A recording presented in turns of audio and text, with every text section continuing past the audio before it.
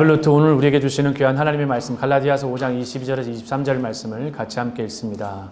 시작.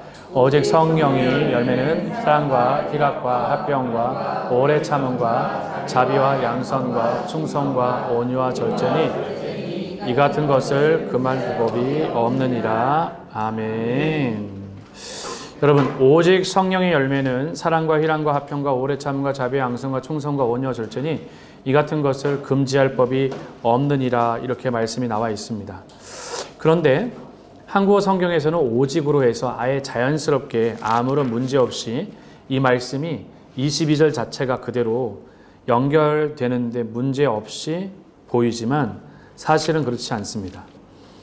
이 말씀이 영어 성경에 보면은 이 오직이라는 표현으로 쓰이지 않고 무엇으로 쓰여져 있냐면 but이라는 단어로 시작되기 때문에 그래요.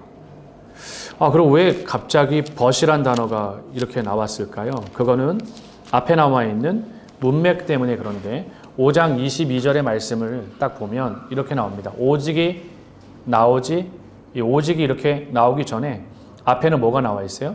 육체의 일과 성령의 열매를 쭉 설명을 하면서 육체의 욕심, 육체의 소욕을 쭉 하다가 우상숭배, 투기 전부 다 하나님 나라를 유업으로 받지 못하는 것을 설명을 하다가 반전이라는 거죠. 하지만 그러나 오직 이 표현으로 뒤에 나와 있는 이 성령의 9가지 열매가 하나님 나라의 유업과 연관되어진 열매라는 것을 말씀해 주는 거예요.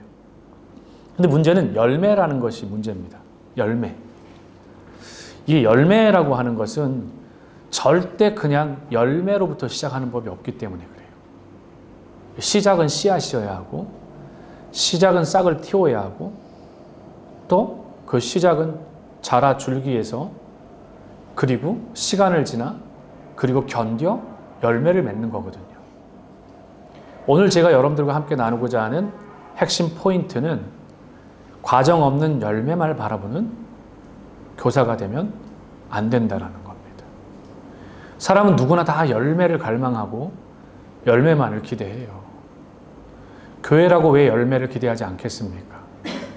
다사이에도 어린아이의 부흥 열매를 기다릴 것이고 다사이에도 어린아이의 내적 외적 성장을 향한 열매를 기다릴 것이고 요셉학교도 사역자뿐만 아니라 모든 교사들이 열매를 기다리고 중고등학교 대학부도 열매를 기다릴 거예요. 어떻게 보면 그 열매가 외적 열매를 본다면 매 주일마다 사역자나 그 부서를 담당하는 사람 입장에서는 아이들 한 영혼 한 영혼이 되게 중요해요. 오늘 아이들이 되게 많이 온다라면 되게 큰 힘이 되거든요. 아이들 오는 것 그 자체가 힘이 되기도 하더라고요. 그 YC를 제가 이제 2달간 설교를 하고 오늘이 마지막입니다. 후련해요. 근데 올라갈 때마다 방학 기간의 긴 여정 속에서 아이들의 신발을 보거든요. 신발이 하나, 둘, 셋, 넷, 다섯, 여섯. 신발을 세고 들어가요. 어제 토요일 날도 모여진 아이들의 신발을 세게 되더라고요. 몇 명이 모였나? 하나, 둘, 셋, 넷, 다섯, 여섯, 일곱, 여덟. 저는 우리 주님이 이 숫자에 전혀 관심 없는 분이라고 저는 생각하지 않아요.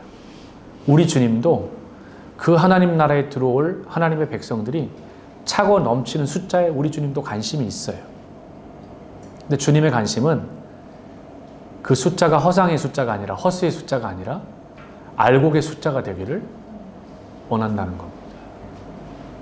이 알곡의 숫자를 향해 우리는 가요. 알곡의 숫자를 세워가고 알곡의 숫자를 만들어가기 위해서 우리는 힘쓰고 애씁니다. 그 알곡은 다른 걸로 말하면 열매를 말하는데 갈라디아에서는 왜 열매를 끄집어낸 걸까요? 도대체 갈라디아 교회가 어떤 어려움에 처해져 있었기 때문에 그렇죠? 그냥 그 중에 제일은 사랑이라 믿음, 소망 이렇게 하면서 열매를 하나만 얘기하면 되는데 왜 열매를 이렇게 많이 열거했을까요? 박용묵 집사님 생각하시기에 왜 갈라디아에서는 성령의 열매를 말하면서 9가지나 얘기했을까요?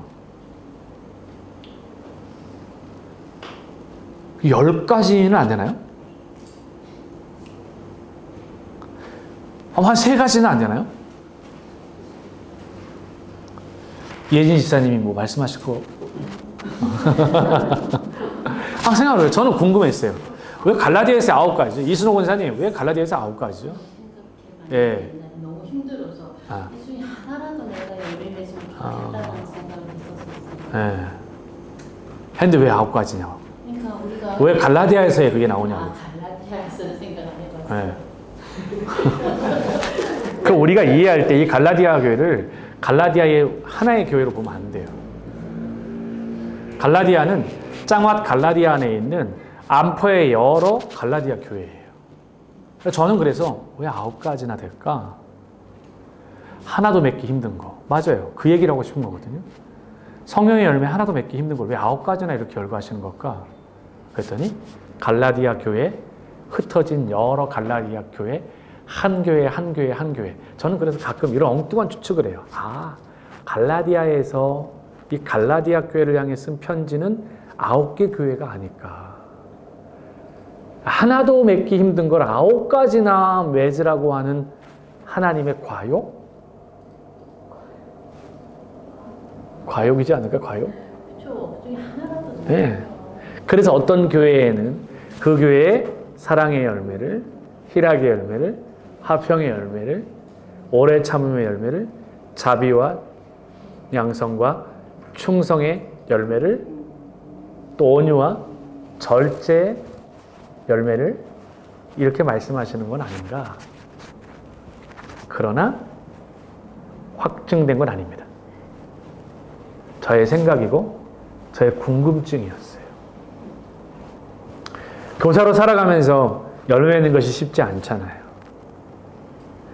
본점만 수확해도 잘했다라고 하는 시대를 살아가고 있어요. 어젠가 이렇게 비가 막 쏟아지는데 이제 하준이하고 하민이하고 애들이 오니까 공항 픽업을 가는데 비가 너무 쏟아지는 거예요. 근데 거기에 동영상에 봤더니 사랑이 사라진 그 우리 몽골 선교사님 자녀가 되게 유명한 애들이 있죠. 악동 뮤지션의 그 남자애가 뭐죠?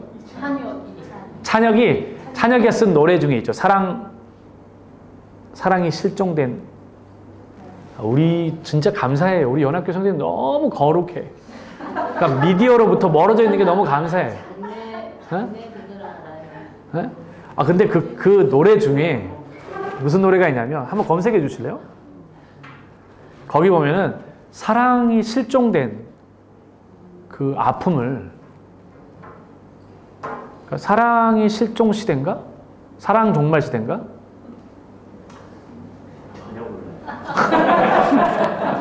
챗GPT 물어보세요.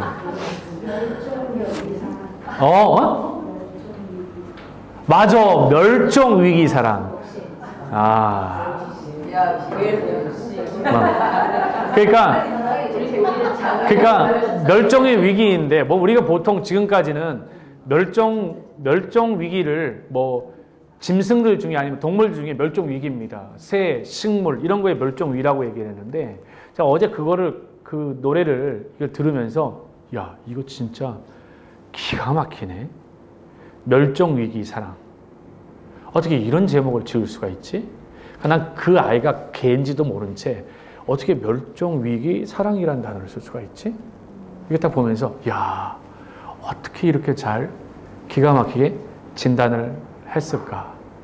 위기 시대라고 불려지는데 멸종 위기 시대인데 그게 사랑이 멸종 위기라고 하는 걸 통해서 진짜 전하고 싶은 메시지를 명확하게 흘려보내더라고요. 그래서 저는 교사로 오늘 우리가 좀 생각해 봐야 될 것 중에 하나가 이 열매를 기대하면 안 돼요. 열매 자체를 기대하면 안 돼요. 우리는 현실을 기대하고 살아가야 되고 현실 안에 살아가는 자들, 현실 안에 복음 안에 살아가는 사람들, 현실 안에 예수 안에 살아가는 사람들이 경험하게 되는 결과물이 열매예요. 그 열매는 우리의 것이 아니라 하나님께서 우리에게 허락하셔야만 되는 것이 열매라고 말하고 싶어요.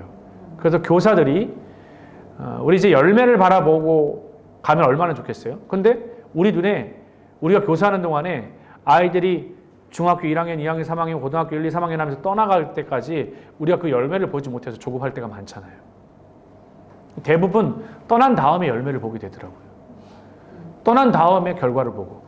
북한 사역도 그러더라고요. 20년 동안 열매가 없어서 너무 힘들었어요. 근데 20년이 지나고 나니까 이제 열매들이 생겨나는 거예요. 어디에서 목회자로 살아가고 있고, 어디에서 또 하나님의 거룩한 백성으로 주의 손과 발이 되어 살아가는 그런 사람들을 보면서 야, 그렇구나. 열매는 어쩌면 우리 때에 맛보지 못하더라도 하나님께서 그 열매를 반드시 맺게 하시는구나. 여기서 필요한 게 그래서 시편의 말씀인 거예요.